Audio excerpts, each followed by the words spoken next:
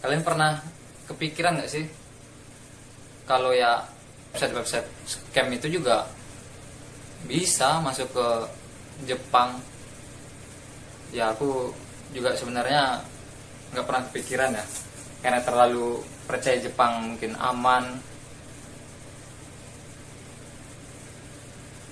Tapi nyatanya malah di momen yang krusial kayak gini, si orang-orang scam ini malah manfaatin kesempatan. Kalian kan juga udah pada tahu lah pasti orang-orang yang tinggal di Jepang. Akhir-akhir ini kan harga Jepang tuh naik banget tuh, bisa nyampe berapa ya, 2-3 kali lipat. Kalau dulu waktu zaman aku sekolah 3 tahun yang lalu, beras harga 10 kilo tuh cuman 2.100, 2.200 yen. Sekarang bahkan 5 kilo bisa nyampe 3.500 paling murah tuh. Jadi aku nyari-nyari ini beras online kan. Nyari beras online buat ngecek harga pasaran beras berapa. Dan sebelumnya juga aku beli di toko Q10 namanya, QOO 10. Nah itu tuh aku pernah dapat beras di sana lumayan murah ya daripada pasaran di toko-toko offline di sekitar sini. Bisa lebih murah beras 5 kilo itu ya, bisa lebih murah nyampe 7 sampai ya 700-an lah, sekitaran segitu. Nah jadinya pas bulan 4 sekitar tanggal 15 itu, aku nyari lagi kan beras, ya harapannya dapat di bawah harga pasaran lah di internet. Nyarilah di Q10, di website yang pernah aku beli sebelumnya, ternyata stoknya emang udah habis kan. Nah terus aku carilah, nyoba bikin di Google.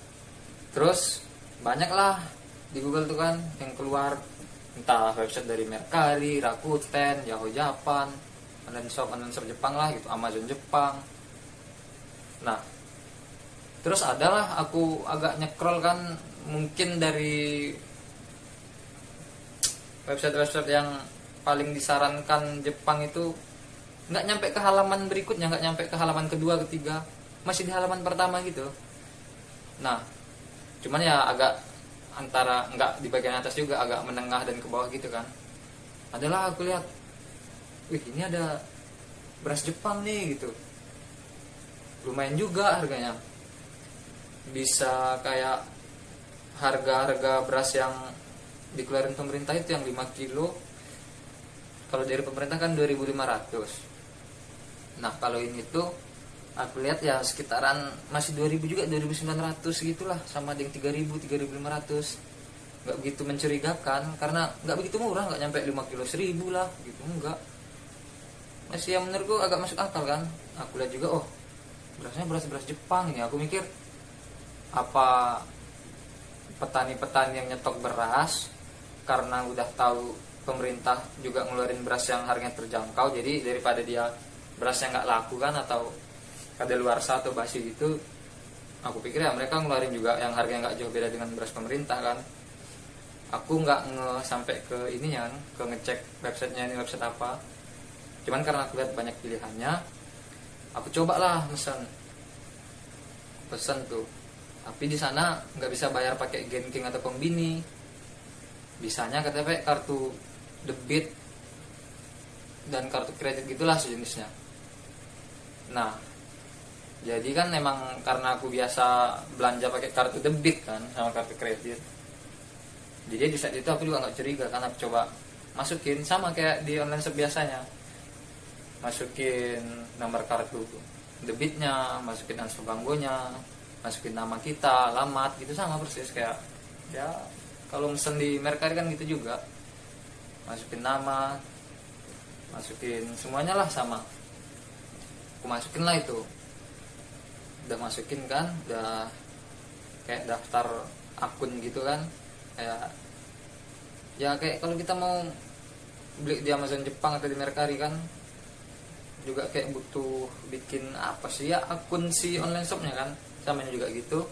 Pas aku pesan tiba-tiba si apanya tuh, si bamennya, si layarnya tuh kayak ngasih info dalam bahasa Jepang gitu, ngasih info ya bahwasanya ada gangguan teknis gitu. Nah aku nggak begitu jelas kan ingat gangguan teknisnya, karena aku pikir internet kah atau gimana, karena kan suka ya namanya wifi gratisan, wifi bawaan dari apa tuh kadang suka ini juga ya putus, nge-lag gitu.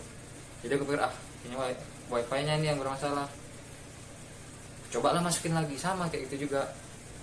Terus aku pikir nggak jelas ini website nih, nggak niat jualan kali, masa nyuruh orang beli pakai kartu debit, pakai kartu kredit tapi nggak bisa pesan gitu. Udah lah, aku tinggalin lah, cari lagi kan ke toko yang lain di online shop itu, di Google lagi. Ternyata ya emang udah mahal-mahal, malah lebih murah beli offline. Jadi aku putusinnya kan beli offline. Waktu itu harga 5 kilo tuh 3.700 gitu kalau nggak salah, 3.600 gitu lah. Jadi udah lah, nggak pikirin lagi kan itu toko online-nya, jadi beli beras offline aja. Nah itu kan bulan 4, terus berlanjutlah sampai ke bulan ini, bulan 6. Nah ketika berasku udah habis, aku mau beli beras lagi kan, aku nyoba nyari lagi di beras online, tapi ya tetap nggak nemu. Beras pemerintah itu nggak terjangkau sama kita, nggak tahu sih itu kayaknya cuma ada di kota-kota gede, entah Osaka ataupun Tokyo. Nah karena nggak nemu, jadi ya udahlah, aku pikir beli offline lagi aja. Kebetulan aku udah lama juga kan, udah 2 bulanan nggak ngecek ini tuh saldoku. Jadi berhubung ada ya berbagai keperluan, aku coba cek kan, ya udah 2 bulan juga nggak ngecek saldoku, tabunganku berapa. Aku lihatlah saldoku tuh. Nah saldo di kartu debitku, setauku yang terakhir aku lihat itu di bulan 4 atau bulan 4-an sampai awal bulan 5 kalau nggak salah, atau akhir bulan 4 gitu, itu masih ada sekitar 20-an, di atas 25 nyampe 35 mang gitulah. Nah pas aku lihat di bulan 6 ini, kok angka depan saldoku tuh udah nggak 2 atau 3 lagi, tapi 5. Terus aku lihatlah, aku pelongoin tuh saldonya, aku kakunin lagi kan, aku pastiin ini 5 nya apa ini, apa naik tiba-tiba jadi 50, orang salah kirim atau gimana, 50 mang atau gimana, aku pikir kan, atau malah 5 mang gitu. Aku lihat lah kok ini 5 mang, ini bukan 50 mang. Aku cek lagi, aku refresh lagi, bener 5 mang anjir. Wah ini aku ngapain nih kok bisa hilang sampai 20-an mang gitu tuh. Aku lihat lah transaksinya kan, aku tuh pakai bank daerah. Jadi aku buka aplikasinya kan, aku lihat kayak rekening-nya tuh, scroll lah, oh ini aku ada belanja 3 mang sekian lah gitu, nggak 3 mang pas. Oh ya ini aku pernah belanja ini, aku ingat. Terus agak ke bawah dikit tuh di bulan 6 tanggal 13, di bulan 6 tanggal 15 itu ketarik saldoku 5 mang pas bulat harganya. Aku pikir-pikir lagi, aku beli apa 5 mang ini termasuk gede, belanja apa aku sekali 5 mang ini kan, kayaknya nggak pernah. Kulihat lagi agak ke bawah, mana tahu apa nih, ada masalah apa gitu.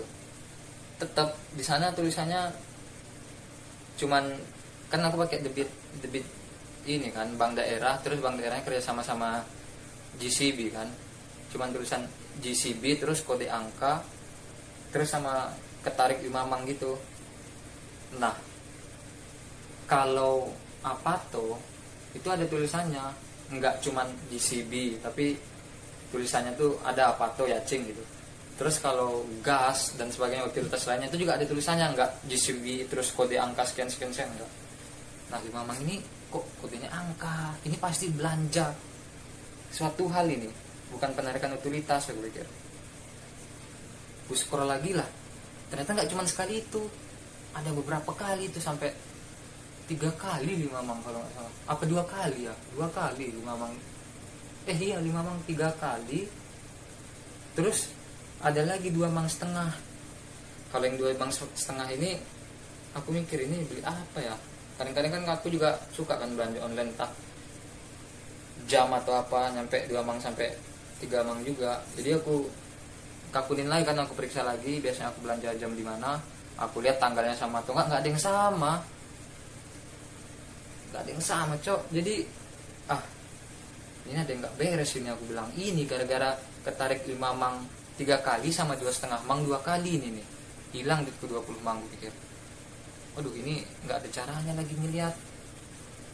Waktu itu meskipun lagi ake kan, aku pulang ake beres sip malam, jaga malam, belum makan belum mandi, langsung aja aku berangkat ke bank daerahnya kan, ke tellernya, ke Madoguchinya, langsung ku tanyain, ku jelasin aku mau sodang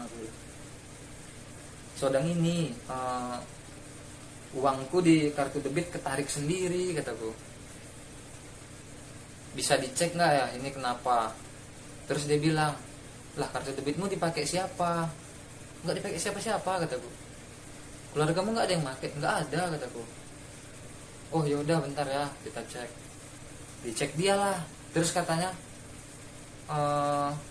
dia nelpon ini kan kayak call center pusatnya kan, buat ngecek itu kan nggak bisa kayak di teller-teller daerah gitu kan, kayak jadi kayak nggak tahu call center pusatnya di mana, di Tokushima kota kayaknya, kalau kan agak pinggiran Tokushima.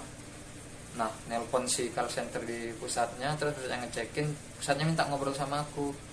Pusatnya nanya, kamu bener nggak ada ngasih kartu kreditmu, kartu debitmu ke keluargamu yang lain gitu? Nggak ada, soalnya ini dipakai belanja. Hah, belanja apa kataku? Belanja di Google katanya. Wah, aku nggak ada make, kayaknya ini Hang Nin nih, orang jahat nih, penjahat nih. Aku nggak ada make soalnya. Terus ini juga soalnya bukan cuman 5 mang nih. Ini yang aku kan juga ya dengan bahasa Jepang yang terbatas ya. Pokoknya ini yang belakangnya angka 000 usironi 000 te. Sore tabung watashi sukatenayatsu, aku bilang kayak gitu. Hah, maksudnya gimana gitu ya? Iya, aku nggak tahu itu ada yang kateni sukata, aku bilang. Hah, mereka juga kaget kan. Terus aku disaranin, yaudah kalau gitu mau gimana, ini mau diberhentiin aja. Dia bilang, iya ya, enggak, tolong diberhentiin aja, aku langsung gitu kan. Jadi ya dia waktu berhentiin kan, bener yakin mau diberhentiin? Iya kataku. Terus buat kakunin benar mungkin ya, bahwasanya yang bawa kartu debitnya aku sendiri. Jadi tunjukin ini kan Zarukado, tanda pengenal. Terus sama dia minta kakunin telepon, nyebutin inilah Senenggapi gitu. Udah gitu, terus dia bilang, ini kamu nggak butuh kartu debit lagi? Ya butuh sebenarnya. Terus gimana, mau bikin lagi katanya? Ya udah bikin lagi lah kata gue, nggak apa-apa. Oh ya udah ya, kartu yang lamanya ini kita ambil dulu, kita amankan, dititip ke aku, ke tellernya gitu, dia bilang. Terus nanti kartu yang barunya keluar 2 minggu lagi katanya, 10-2 minggu. Oh iya nggak apa-apa. Oh ya udah tunggu ya, nanti kita panggil lagi. Oh iya. Terus aku nunggu kan, sekalian nunggu tuh aku inget-inget lah, aduh ini udah jelas nih scam ini kataku. Scam apa? Aku pikir-pikir kok duitnya gede gini ya. Gak ingat lagi kalau ini scam. aku di scam apa ya, aku nggak pernah ngeklik iklan, nggak pernah ya. Aku tahu scam tuh, aku tahu phishing tuh. Temenku juga zaman SMK kan, soalnya ada yang bergerak di bidang kayak gitu kan, sampai ya dia juga trauma katanya gara-gara sempat dicariin Interpol, jadi ya udah berhentikan. Aku juga jadi nggak buta-buta amat sama phishing, waspada juga tentang link-link nggak jelas lah, iklan-iklan lah, akun nggak jelas lah. Apa ini yang aneh menurut aku pakai HP ini. Oh ternyata bener, aku ingat ada website yang aku udah masukin kartu debit, tapi kartu debitku seolah-olah nggak kebaca. Aduh, nama websitenya apa aku udah lupa lagi kan, pikirku. Bukalah history Google, bukan cari sampai lama itu kan. Ada kayaknya setengah jam aku nyari itu. Wah ini ketemu nih aku. Ada pokoknya judulnya tentang beras Jepang gitulah, nyari beras Jepang, Iris Oyama beras Jepang gitu kan. Terus aku ingat juga Komedasu juga kan, Komedasta juga kalau ya emang ini gitu. Soalnya di historinya itu kan kalau kita buka Google ada ya logo Google, buka Twitter ada logo Twitter gitu kan. Nah ini ada cawang mangkok beras gitu. Nah wah buka ini sih bener, pas aku klik websitenya, anjing ternyata bukan lagi jual beras cok, nggak tahu, kayak malah perekrutan aruba itu gitu. Sana aku langsung lemas gemeter, udah fix ini phishing ini di website ini. Udah gitu kan, meskipun aku belum dipanggil lagi kan nomor antrianku, aku datangnya tellernya yang kosong, entah dia lagi sibuk ngapain. Aku bilang, "Sumasen, kono maete watashi." Aku jelasin kan pakai bahasa Jepang yang ala kadarnya. Ya aku bilang aku pernah nyari beras, kata beli beras online gitu, beras murah di website ini gitu. Aku tunjukin lah kan rekinya Google aku di website ini, tapi website ini sekarang udah berubah, nggak jual beras lagi, malah kayak gini kataku. Oh iya ya katanya. Ya berarti bener ya, kayaknya kamu kena scam katanya kayak gitu. Tapi gimana, udah diberhentiin kan kata dia kartu debitnya. Ya udah tadi sama mbak yang di sebelah sana gitu. Oh ya udah kalau gitu. Terus gimana katanya? Iya tadi juga udah ditelepon, katanya itu dipakai sama si penjahatnya belanja di Google. Cuman kan aku pengen tahu jelas gitu, maksudnya penjahatnya orang mana gitu, apakah orang Jepang, apakah orang luar, atau temanku sendiri, atau apa ya. Pokoknya aku pengen tahu, maksudnya jangan cuman belanja di Google gitu. Ternyata nggak bisa katanya, dia juga cuma bisa ngasih tahu sampai di sana gitu. Selebihnya itu dia nggak ada nggak ada kuasa. Selebihnya antara urusan aku sama si Google-nya katanya. Ada baiknya dia bilang bikin kayak surat pernyataan ke Google bahwasanya ya emang bukan kamu yang menggunakan debitmu untuk belanja di saat itu, di tanggal itu. Terus aku bilang lah, gimana ini, apa aku lapor polisi aja ya? Ya nggak apa-apa kalau melapor polisi, soalnya kita juga udah nggak bisa bantu, cuman bisa nyari sampai di sana katanya. Udah nyampe sana aku langsung keluar. Jadi mampirnya aku nggak kantor polisi kan, kayak ke Kobangnya dulu, ke kayak pos lah, nggak kantor pos polisi dulu. Sampai sana aku ceritain kan aku kena sagi, kena scam kan. Cuman ya namanya Jepang ya, si penjaga nggak tahu sih itu aruba itu kah, nggak tahu, pensiunan polisi yang di depannya itu kayak teller si pos polisinya itu kakek kan. Terus ya dengan bahasa yang belepotan juga kan, jadi kayak gimana maksudnya kayak gitu kan. Terus kayaknya agak di bagian meja bagian belakang tuh ada yang polisi-polisi kayak masih muda, kayak dia tahu juga lah meren kan scam sagi gitu yang zaman sekarang. Langsung nyamperin, gimana kamu kenapa, aku jelasin dari awal sama yang kayak aku jelasin di bank tadi, sampai ya ditunjukin kan, aku tunjukin, dia pengen lihat buktinya di sana ya. Dia juga langsung nanya nama lengkapku, ya itulah awal-awal pasti langsung ya data diri, maksudnya tanda pengenal langsung diminta, semua diminta. Terus dia, aku kasih lah bukti-buktinya, harapan dia biar dia bisa bantu langsung lacak atau gimana. Aku pikir kan teknologi Jepang canggih kan, bisa langsung lacak atau gimana. Terus ya Ternyata nggak bisa juga, langsung dilacak sama polisi itu. Ya dia ujung-ujungnya bilang, ini kan karena di sini pas polisi ya, bukan kantor polisi, kamu ke kantor polisi aja. Kantor polisinya ditunjukin dengan daerah sini-sini. Untuk pelayanan emang ramah sih, jelas gitu, baik, sampai nunjukin mapnya gitu. Cuman ya bahkan kalau misalnya aku kan itu naik sepeda kan, ya meskipun udah dapat si mobil kan, ngapain sih gitu, kalau nggak jauh malas juga pakai mobil, pakai sepeda kan. Terus si polisinya juga udah nanya, bisa, soalnya kan panas kan, panas lagi musim panas tuh kan, bisa naik sepeda tuh sekitar 30 menit. Aku bilang bisa, mungkin ya menurutku. Kalau aku bilang nggak bisa juga atau minta diantarin, kayaknya mau juga sih dia ngantarin. Tapi karena aku bilang bisa kan, sok jagoan ya, masa udah gondrong mau bilang nggak bisa, malu anjir. Jadi ya udah, bisa aja. Karena aku juga udah pernah kesana kan, sebelum nganterin teman yang hilang jari kado juga kan, tanda pengenalnya, ngambilnya di sana juga. Jadi oh ini, oh iya aku tahu ini soalnya aku udah pernah kesana. Oh ya udah, syukur atuh kalau udah pernah kesana, katanya. Pelan-pelan, hati-hati ya kesananya gitu. Mungkin di sana nanti orang yang di sana bisa bantu, soalnya kan di sana lebih gede, katanya. Oh iya, kataku. Ini juga laporanmu udah aku kirim ke sana. Orang sana juga udah tahu kok, katanya. Palingnya nanti HPmu diperiksa ulang lagi ya, sedikit-sedikit. Oh iya. Sampai sana juga kantor polisi, aku cuma langsung bilang, nyampe kantor polisi yang gede kan, cuma langsung bilang, aku Renaldo gitu. Oh iya Renaldo ya, katanya. Bentar ya, tunggu bentar ya, aku panggilin tantonya gitu, penanggung jawabnya, polisi penanggung jawab aku kan.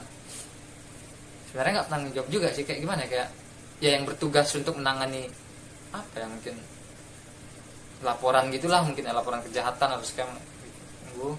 Terus datang dengan bawa kayak berkas gitu kan, bawa bapak, kayak nggak polisi sih, kayak nggak tahu intel, nggak tahu apa, pakai kemeja rapi, celana hitam kayak orang kantoran gitu, nggak ada tanda pengenal polisi atau apa. Langsung, Renaldo ya, katanya. Oh iya, oh yaudah ayo ikut ke atas ya, katanya. Ya, kataku. Onegasi mas gitu kan. Sampai di atas langsung disuruh masuk ke ini kan, kayak ruang apa ya, ruang sodang sitsus sih tulisannya, cuman kayak apa, lebih kayak ruang kedap suara gitu kan, buat entah untuk, memang khusus untuk ini kayaknya, bisa mungkin untuk nyidak tersangka, atau mungkin ya emang untuk apa ya, untuk ngobrol sama korban juga mungkin.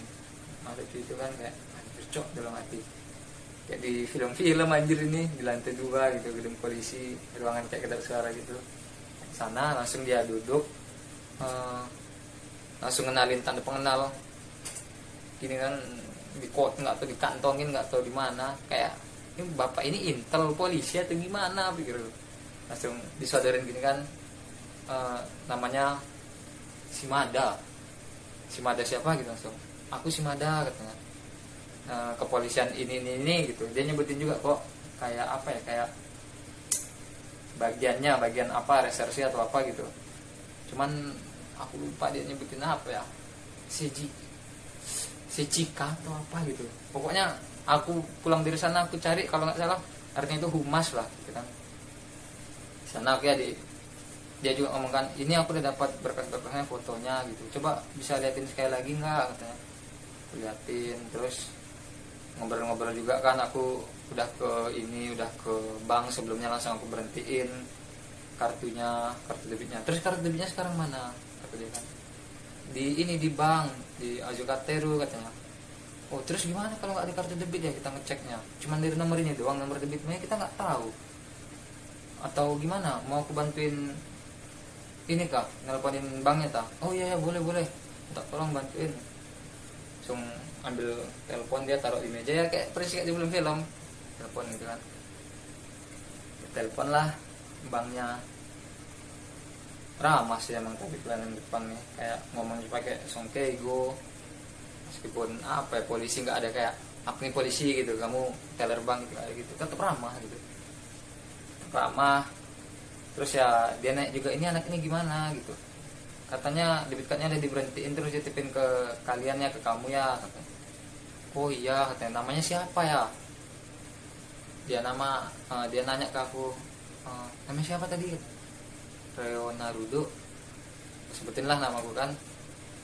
Terus disebutin balik lah ke teller banknya, dicek, terus oh iya benar kata tadi udah dititipin ke sini gitu, cerita-cerita lah. Jadi gimana maksudnya penyelesaian si anak ini gitu, kamu bisa ngasih bantuan apa gitu. Dia naik ke pihak bank gitu kan, ya dia jelasin lagi juga ini dipakai Google gitu.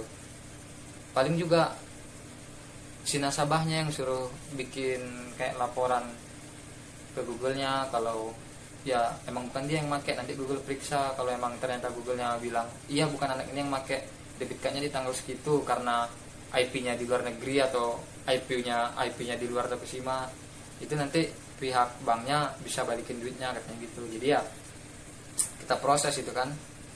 Si bapak polisnya juga semangat kan ngebantu aku meskipun dia nggak tahu ya, tapi sampai dia nyari juga di Google, coba aku bantu nyari gimana, aku belum pernah juga kan ngajuin permohonan ke Google kata dia gitu. Terus aku tanya, emang yang kena kasus kayak gini aku sendiri apa? Ya di Tokushima ya nggak kamu doang, ada beberapa gitu, puluhan. Cuman kalau di desa kita ya kamu sendiri katanya. Jadi ini ya maaf ya kalau aku juga masih belajar gimana caranya ngajuin permohonan ke Google-nya. Oh iya ya nggak apa-apa. Mana HP-mu mau ini ngajuin dari HP-mu aja? Iya boleh kataku. Terus pas ngajuin dari HP-ku kan karena itu pulang ake kan, jadi lowbat juga pada kan. Matilah anjir, habis baterai di tengah-tengah lagi ngisi form, lagi nyari caranya malah mati. Aduh kataku, sial banget aku nih hari ini. Lah kenapa katanya, apa yang kok tiba-tiba mati, habis baterai ya? Iya habis baterai kataku. Udah kayak udahlah pulang ini mah aku pikir. Tapi ya aku juga mikir kalau emang pelayanan Jepang sebagus ini kayaknya dikasih pinjam casan sih. Terus bener aja dia lihat kan, ini HP-mu casannya kayak gimana, coba liatin. Terus lihat HP-ku, wah bener cok dipinjemin casan untungnya. Oh yaudah aku ambil casan dulu ya katanya. Ambil casan, terus ngecas dulu kan karena bener-bener lowbat kan nggak ngangkat kan, kalau langsung dihidupin. Ngecas dulu agak 2-5 menit baru hidupin HP. Itu juga masih agak ngelek maklum HP butut bukan iPhone kan, udah layar retak-retak lah katanya. HP-nya baterainya habis pula. Jadi pas udah hidup lagi, kita isi ulang formulirnya, karena formulirnya banyak kan, kayak jadi tuh kamu tanggal berapa aja ngerasa duitmu nggak kamu pakai, ngerasa duitmu dipakai orang lain, tanggal berapa ya masukin. Nah terus kasih ke Google alasan yang valid gitu, penjelasan lah bahwasanya apa nih, kenapa gitu. Terus karena ada sampai penarikan lebih dari 4 atau 5 kali gitu uangku ditarik. Ya salahnya aku juga, ya apa ya, namanya HP butut gitu, maksudnya terlalu banyak install aplikasi juga berat coy. Jadinya ya udah gitu, selagi bisa ngelihat re-ratingnya, historinya, itu udah cukup gitu. Nggak perlu install aplikasi tambahan apa gitu.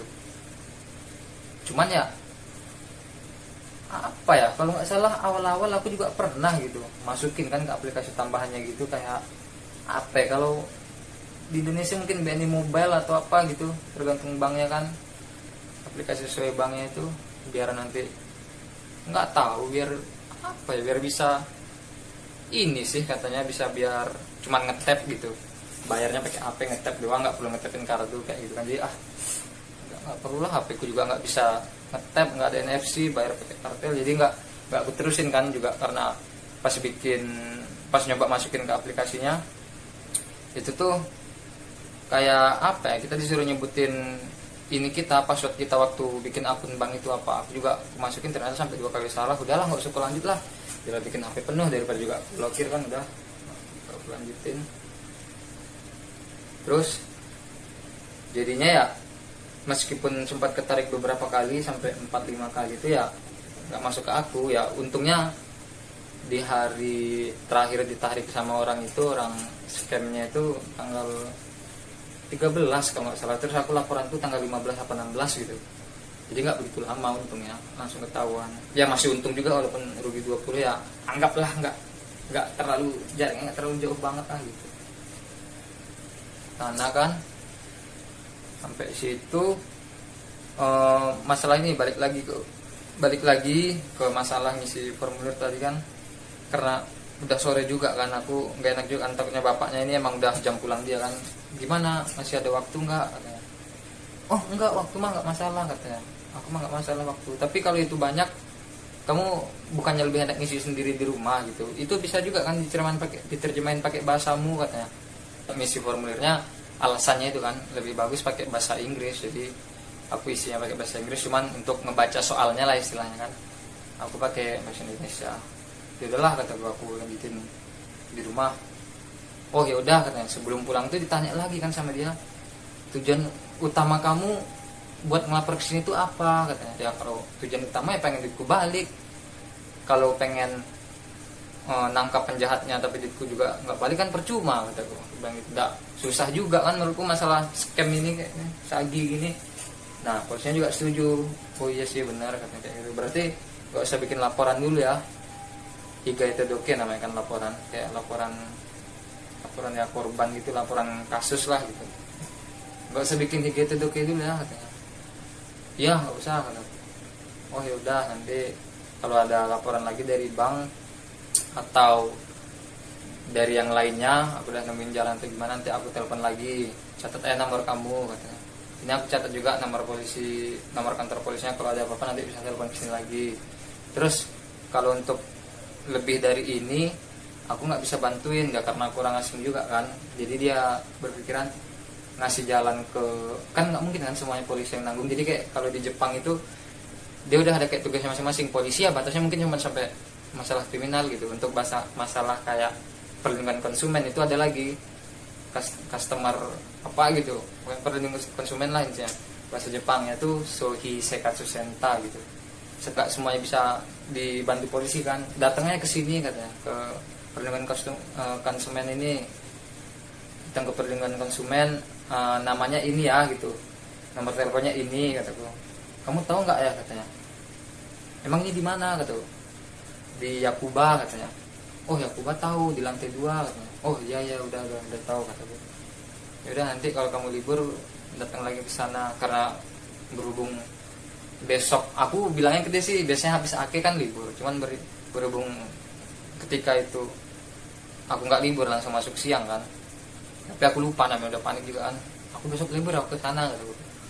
Taunya besok nggak libur, jadi ya udah ya aku mencoba mencoba kayak kayak yang penting aku berusaha dulu gitu.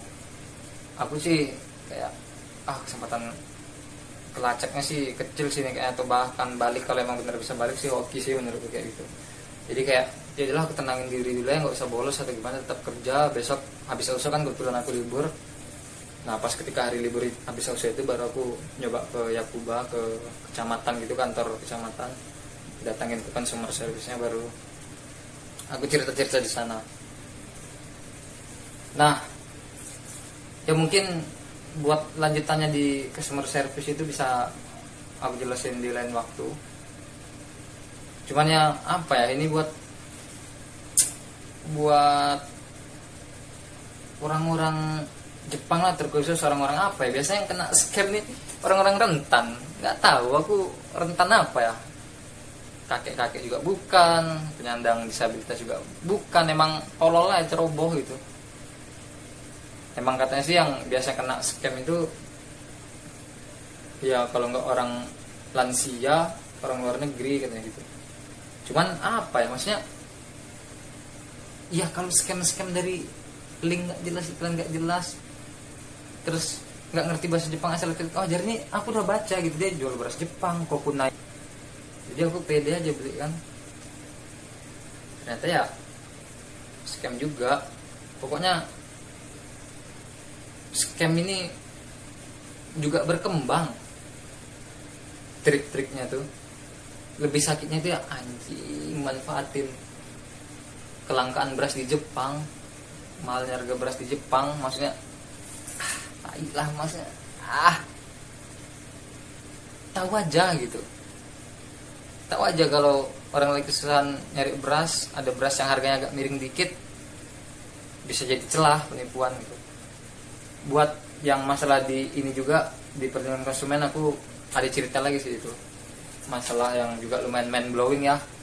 Kayak ya kita tahu sedikit, jadi kayak ngulik lebih dalam keadaan Jepang yang sesungguhnya lah gitu, dari cerita dengan si ibu yang bertugas sebagai perlindungan konsumen juga kan. Yaitu karena ini juga udah panjang, dah sampai lebih dari setengah jam juga, di lain kesempatan kita cerita-cerita lagi. Yang penting hati-hati aja lah, di Jepang ini nggak bener-bener aman kok, apalagi dunia digital gitu. Pokoknya lebih hati-hati. Kalau ada yang mencurigakan, pokoknya yang murah-murah nggak usah lah gitu. Apalagi kalau bisa jangan pakai kartu debit, mentok-mentok kartu kredit kayak atau apa. Di masa-masa kayak gini tuh banyak aja orang cari celah yang nggak benar gitu. Terus lagi, kalau bisa, kalau memang ada teman-teman lain yang juga ngerasain pernah kena scam, untungnya nggak segede aku, ya menurutku itu patut diperjuangkan sih. Ya minimal ya, laporlah ke polisi supaya polisi tahu ternyata nggak cuma aku doang yang kena nih, banyak orang lain kena, mungkin yang kecil-kecil, biar dia juga bisa ngatur tindakan pencegahannya lah minimal gitu. Kalaupun nggak bisa nangkap pelakunya, aku juga nggak terlalu ngaruh nangkap pelakunya. Ya pengennya Jepang nih ya, aku juga nyari makan di Jepang kan, pengennya ya sedikit banyak ya lebih baik lah, bisa ngelakuin pencegahan atau apa gitu. Dah, ini dulu, nanti kita lanjut lagi.